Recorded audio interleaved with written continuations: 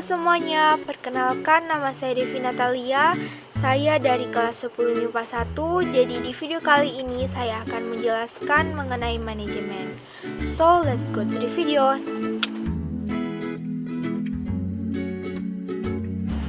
Yang pertama ada pengertian manajemen. Jadi manajemen adalah suatu proses di mana seseorang dapat mengatur segala sesuatu yang dikerjakan oleh individu atau kelompok. Berikut ini berbagai definisi manajemen menurut beberapa ahli. Yang pertama itu ada Luther Gulick. Jadi menurut Luther Gulick, manajemen sebagai ilmu pengetahuan. Dan yang kedua menurut Mary Parker Follett. Jadi menurut Mary Parker Follett, manajemen adalah sebagai seni dalam menyelesaikan pekerjaan melalui orang lain. Dan yang ketiga ada George R. Terry. Jadi menurut George R. Terry, manajemen adalah proses perencanaan, perorganisasian, pergerakan, dan pengawasan melalui orang lain dalam mencapai tujuan. Dan yang keempat adalah Henry Fowle. Jadi menurut Henry Fowle, manajemen adalah proses perencanaan, perorganisasian, pergerakan, dan pengawasan dalam mencapai tujuan. Dan yang kelima ada James F. Stoner. Jadi menurut James F. Stoner, manajemen adalah proses perencanaan, perorganisasian, pengarahan, dan pengawasan. Jadi kesimpulannya bahwa manajemen mencangkup 3 hal, yakni yang pertama proses, yang kedua kegiatan, dan yang ketiga adalah tujuan.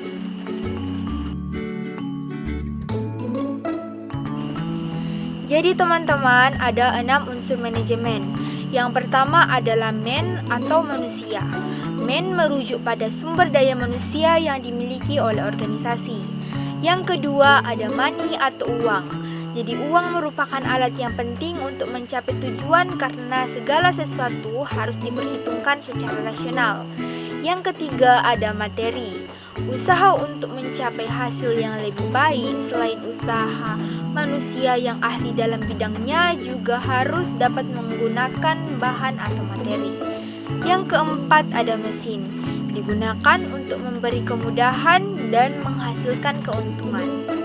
Yang kelima yaitu metode. Sebuah metode dapat dinyatakan sebagai penetapan cara pelaksanaan kerja.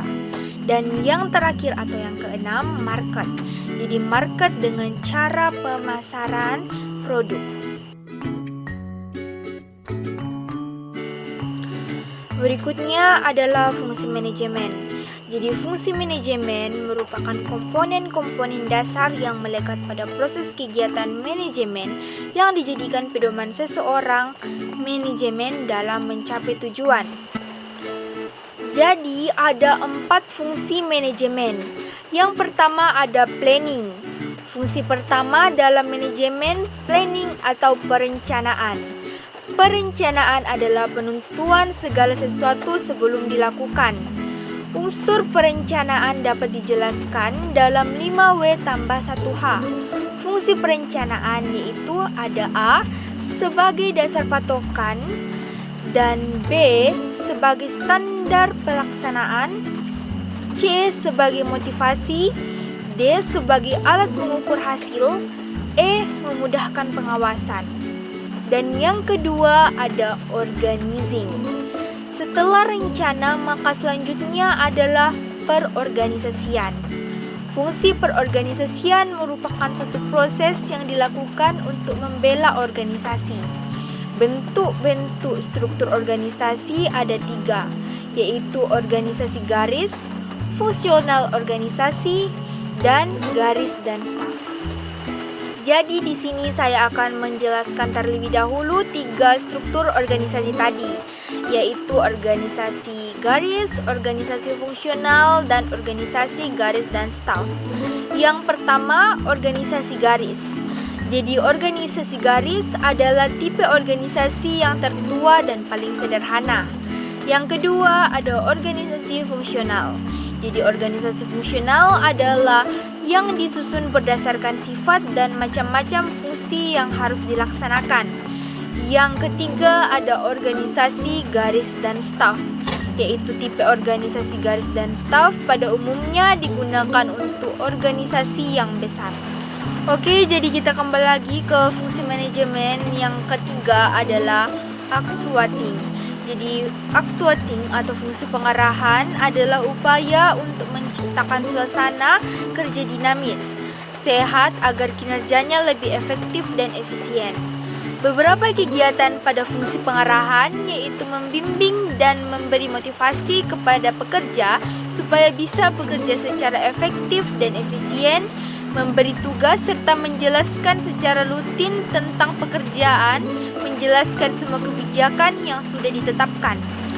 Oke, dan yang keempat adalah controlling atau fungsi pengendalian atau pengawasan. Fungsi terakhir dari 4 fungsi manajemen adalah fungsi pengendalian. Fungsi pengendalian adalah upaya untuk menilai suatu kerja yang berpatokan kepada standar yang telah dibuat, juga melakukan perbaikan apabila memang dibutuhkan. Controlling akan berjalan efektif jika hal berikut diperhatikan. Yang pertama ada routing atau jalur, yang kedua ada scheduling atau penetapan waktu, yang ketiga ada dispatching atau perintah pelaksanaan, yang keempat adalah follow up atau tindak lanjut. Bidang-bidang manajemen. Jadi ada 4 bidang-bidang manajemen. Bidang manajemen yang pertama adalah manajemen produksi. Manajemen produksi merupakan kegiatan mengalokasikan dan mengkombinasikan faktor-faktor produksi seperti alam, tenaga kerja, modal, dan skill untuk menambah nilai guna suatu barang atau jasa. Manajemen produksi bertujuan menghasilkan barang atau jasa dalam jumlah dan kualitas sesuai kebutuhan konsumen. Bidang manajemen yang kedua adalah manajemen pemasaran. Manajemen pemasaran merupakan kegiatan membangun strategi promosi, distribusi, dan penjualan agar produk sampai ke sasaran yang tepat. Manajemen pemasaran bertujuan meningkatkan volume penjualan, menambah jumlah pelanggan, dan memperluas pemasaran.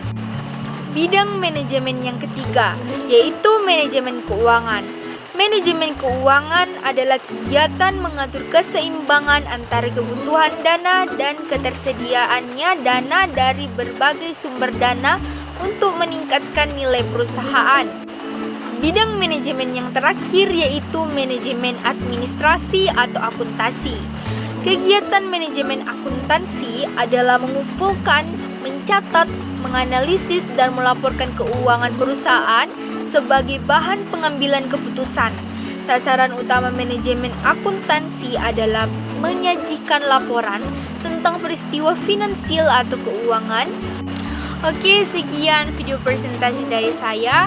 Thanks for watching and see you in the next video. Goodbye.